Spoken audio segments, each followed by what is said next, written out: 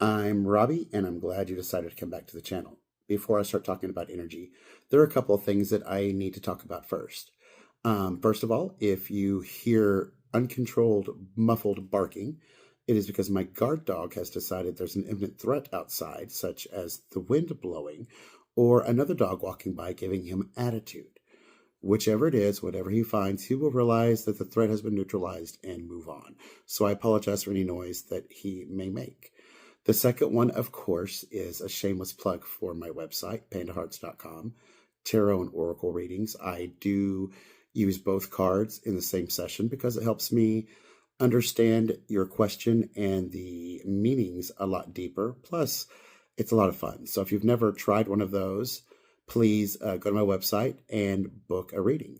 You can also book a 15-minute free Reiki consultation. That way we can discuss whether what I have to offer you can help you or not. And the third thing is, if you would like to keep track of how many so's and I use to post in the comments below to keep me accountable, feel free to do so. You're not going to embarrass me. I know I'm doing it, and I'm trying to stop. And it would probably hold me accountable to try to stay at least below that number in the next video. So now that we're done with that, let's talk about energy. Energy cannot be created or destroyed. What a conundrum, right? So what does that mean? Does that mean that energy has always existed? Yeah, pretty much. That's what most people think. Energy has just always existed. This energy flows through the whole universe at different vibrations, different rates, different frequencies. And it affects everything and everyone around us. It's a little confusing, but let's think about it like this. Let's say that the universe is full of radio stations just broadcasting different frequencies, all throughout. And your body is a radio tower. And you're capable of picking up all the frequencies that are broadcast throughout the universe. However, whatever frequency your body is attuned to are the frequencies that you are going to attract, that you are going to pick up. For instance, there are low vibrational frequencies which manifest in your body with things like anger, stress, and fear. And there are higher vibrational frequencies that manifest in your body in ways like joy and love and gratitude. So that's why if your body is vibrating at a certain level, you're going to attract the same thing to you. That's why there are days where you are, just feeling some kind of way, and your whole day, things just happening to you that just make you keep feeling some kind of way-er, and it just keeps, way-er. But there are also the days that everything good happens to you. You wake up and you have a great message on your phone, and you go to work and you've gotten a bonus, and somebody gets you lunch, and all these great things are happening to you. Where your body is attuned to are the frequencies you are going to pick up. Okay, in that vein of thinking, if your body is working that way and broadcasting different frequencies, everybody else's is too. But not just humans, animals, situations, times, places. Something that a lot of people don't think about is that everything you do, everything you talk about, everything that you explore leaves bits of energy everywhere you go. That's why sometimes you'll have conversations and you'll think about it for days. I could have said this. This is the way it would have gone if I'd have said this. Why did they say this to me? I wish I knew why. That is because your energy is still stuck in that situation. Or let's say that, for instance, in high school, you happen to be walking down the hall and you tripped and fell and everybody laughed at you.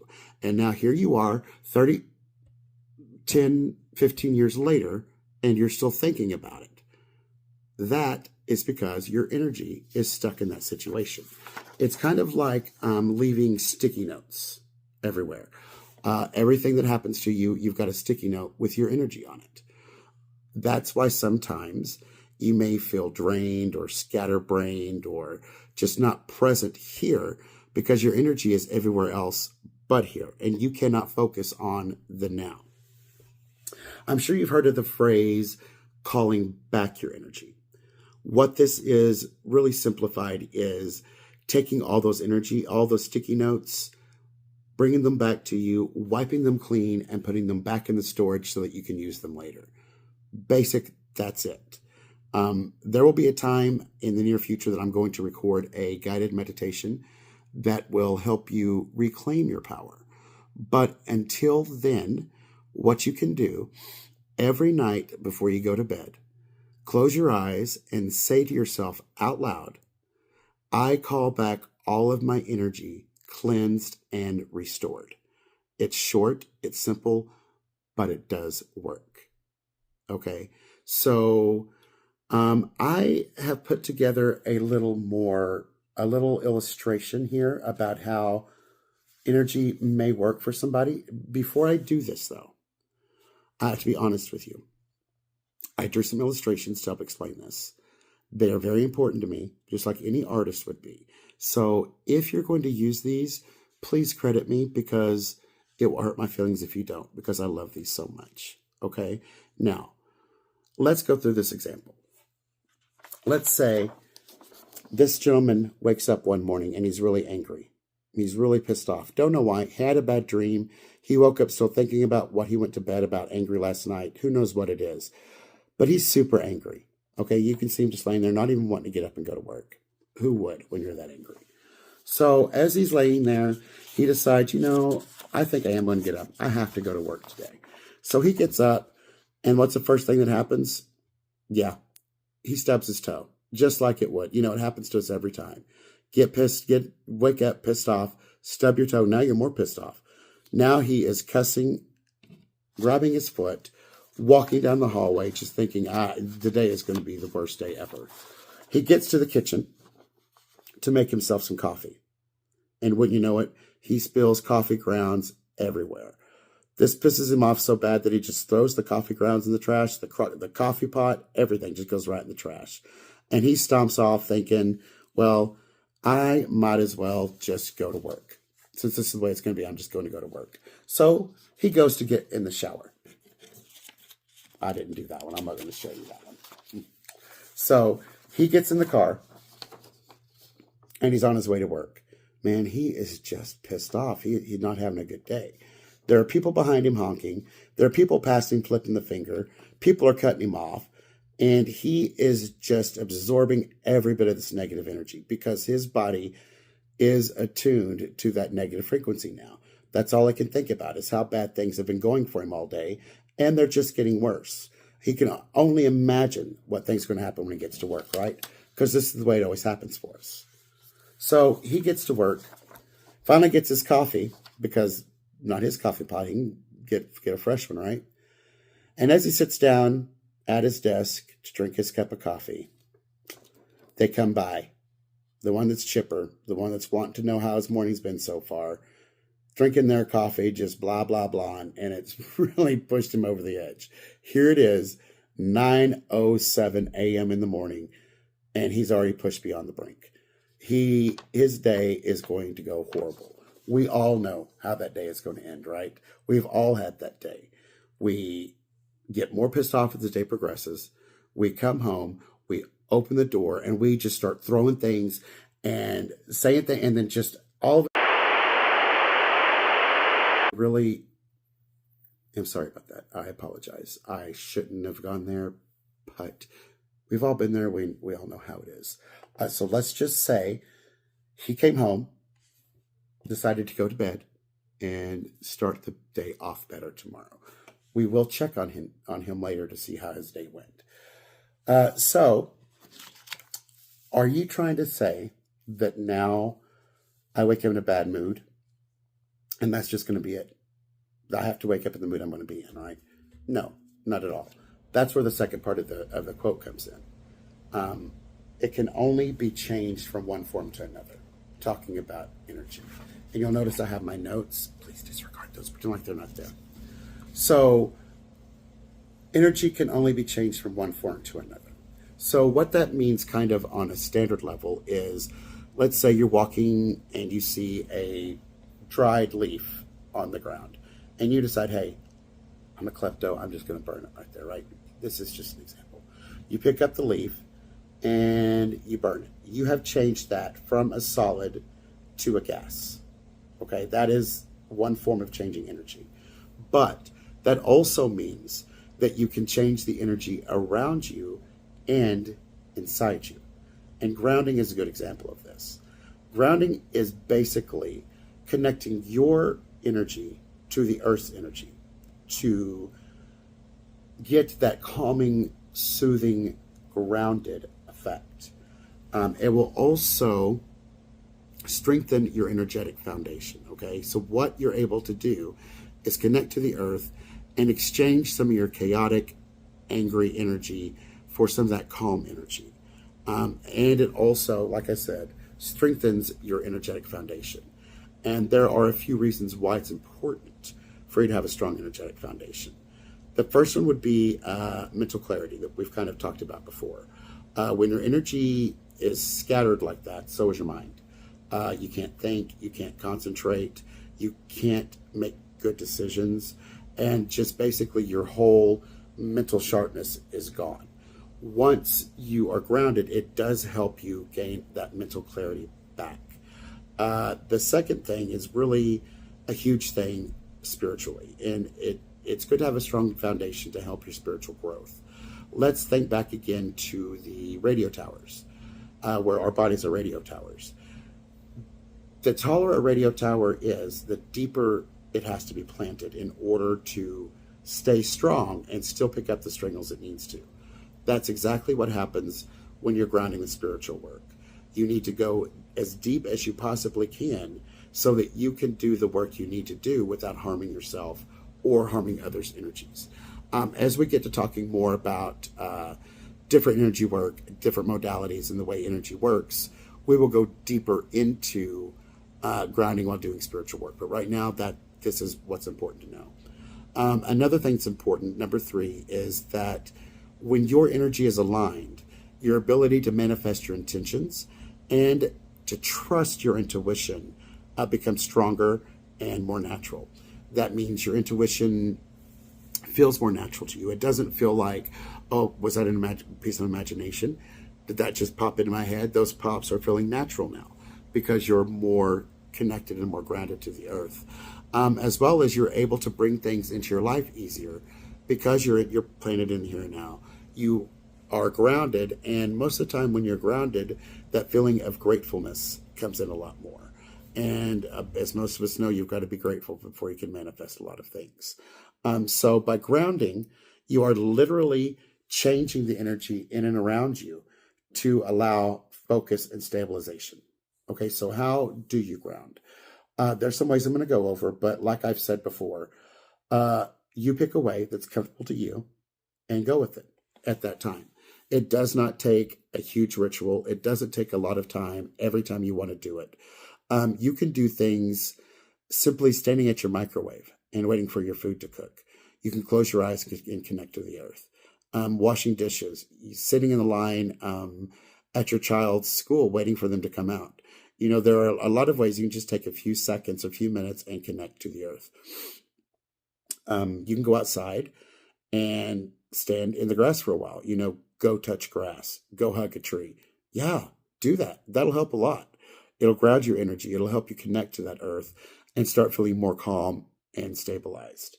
Another thing you can do is carry or wear black tourmaline, black obsidian, hematite. Those are a few crystals that can help with grounding. We will go over some more in other videos that I do on crystals because I do like crystals a lot. I work with them a lot and I love them. So we will do that. Another important thing you can do is use your breath. Breath work is very important in grounding and very important in meditation. It helps to regulate your body and calm your nervous system, but it also helps you focus. So doing things like taking very intent inhales and exhales will help you ground if that is what you can do at the time you're there. So when I ground, what I like to do is picture roots coming out of the bottom of my feet. I usually ground in the morning before I meditate, or when I meditate at all. I usually ground before I do.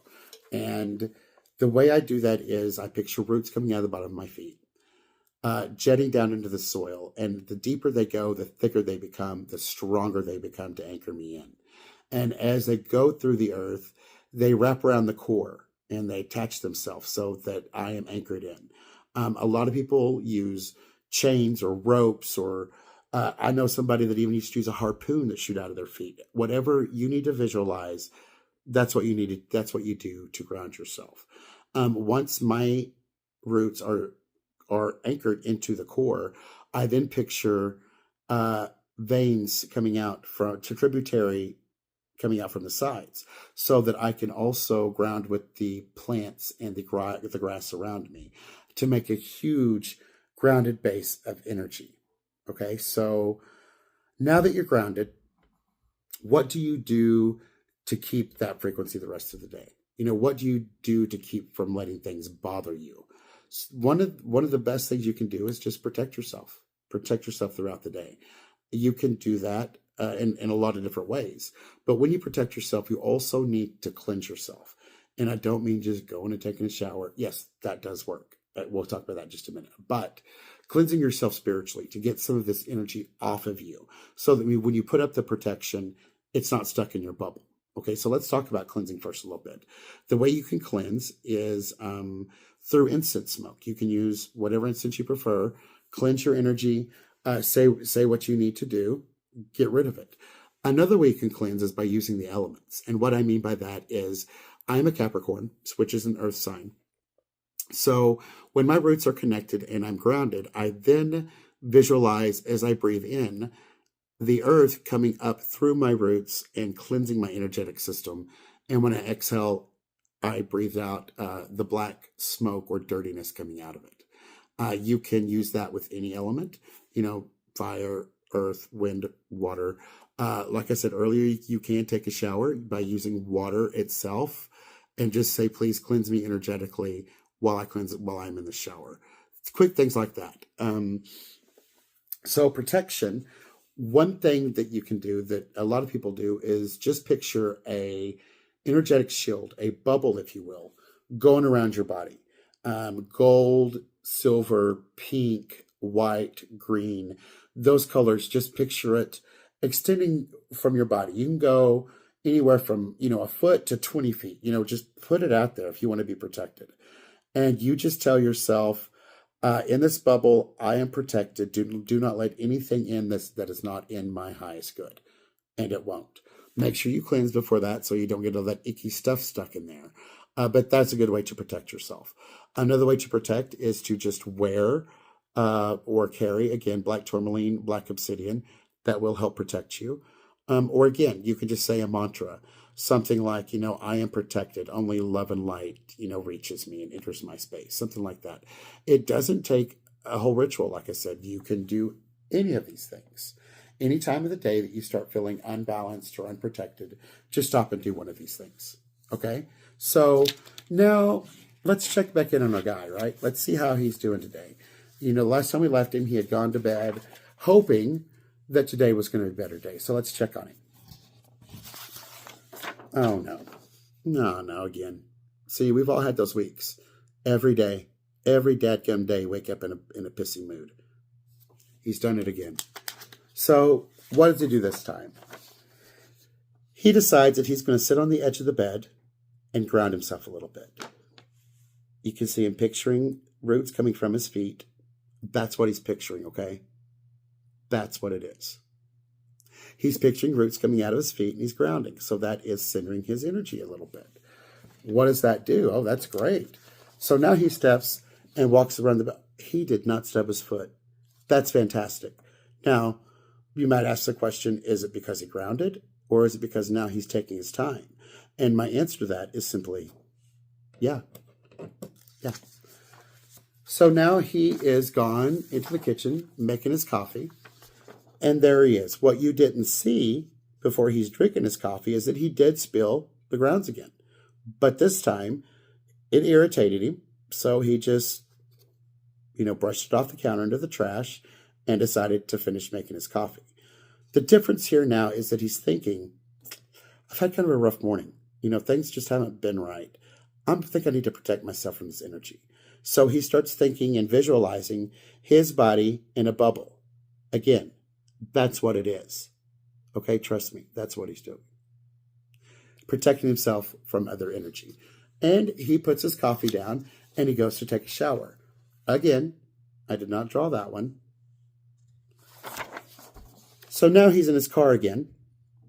Look at that. He is singing. He is happy. Car's still cutting him off, still honking behind him. This time he got 4 fingers thrown at him. Yeah, it's still irritating. It's still annoying to him. But because he is not stuck in that frequency, it's not affecting him the way it should affect him. He has decided, no, it's not going to happen. I've grounded myself from that. I'm protecting it.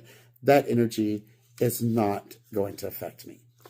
And that's pretty much how the rest of the day went.